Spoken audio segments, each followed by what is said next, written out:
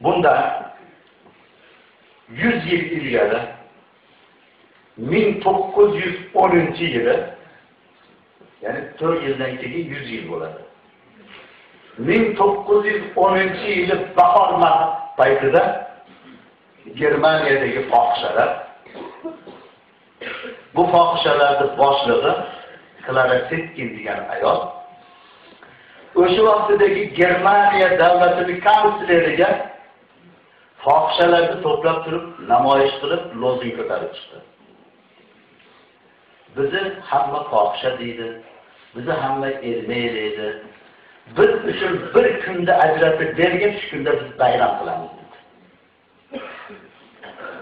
Germaniya kansleri 8-mart kunini ayollar, fohisha ayollarni bayram kuni qilib berdi. Bu 1910-yil bo'ladi. Oradan 7 yil o'tib Rossiyada inqilob bo'ladi, revolyutsiya bo'ladi. Lenin g'alaba qilib, inqilob qilib chiqadi.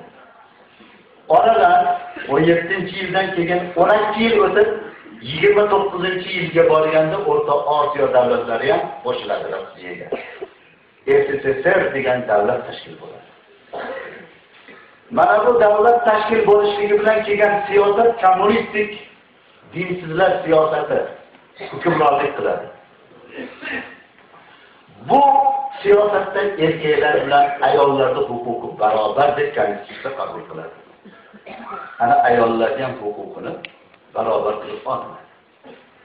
Ayollarning huquqini barobar qilib olingandan keyin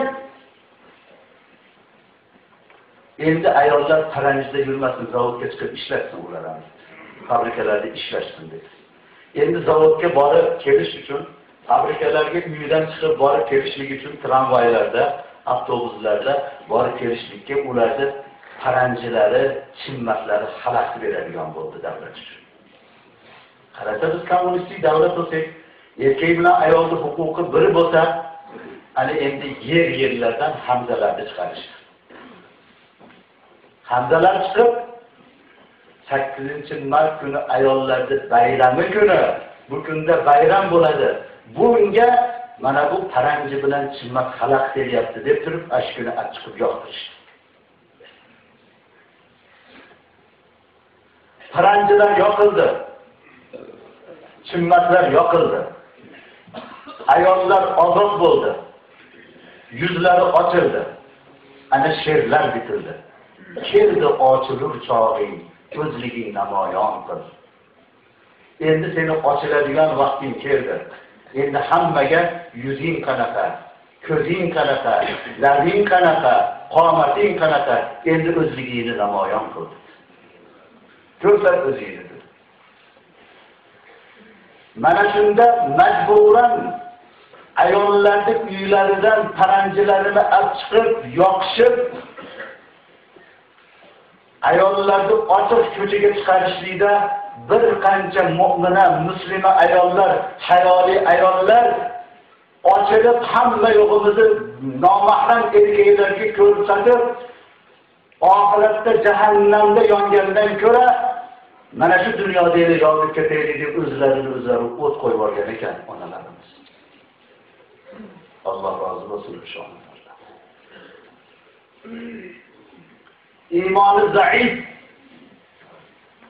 odamlar ana endi ayollar bilan birga avtobusda o'tiradigan, maktablarda 10 yil bir yigit, bir qiz aksariyat bo'lib, pioner bo'lib, ko'kragiga Leninning rasmini 5 yulduzli taqib o'tiradigan bo'ldi. 10 yil qizlarning hayotini maktabning o'zida, Sovet maktabida hayotining iymonini parchalar yo'q qilish, iymonsizlar, dinsizlar mamlakati, dinsizlar olami tashkil bo'ldi. Ana 8-mart kuniga ayollarni, qizlarni kiyintirib, chiroyli atirlarni septirib, ana endi o'yin kulgi qilib, erkaklar ayollariga bayramiz bilan deb ularni tabrik qiladigan bo'ldi.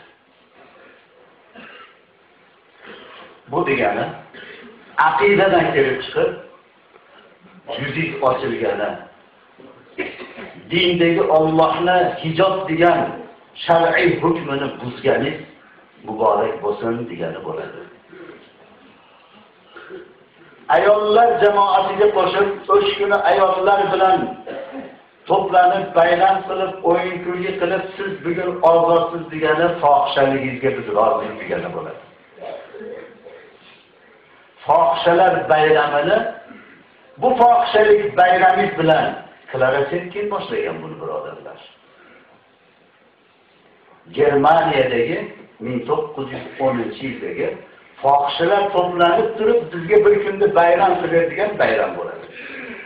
Qiyomat kunida kim xotinini o'sha Klaratsetkin fohishalar bilan birga turishligini xohlasa, xotinini, qizini, singlisini, qarindosh urug'ini bayram bilan tabriklasin.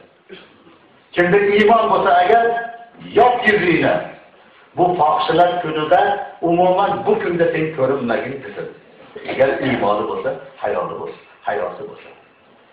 Endi aqidadan kelib chiqib, mana shu fohishalarning kunini eslab, o'sha 1910-yildagi Klaratsetkin boshlagan fohishalar kunini eslab, ana shu kundagi ahvolni xotiniga, qiziga nisbat berib bayramingiz bilan deganlar uchun mana bu yerdagi oyatga qaytamiz edi.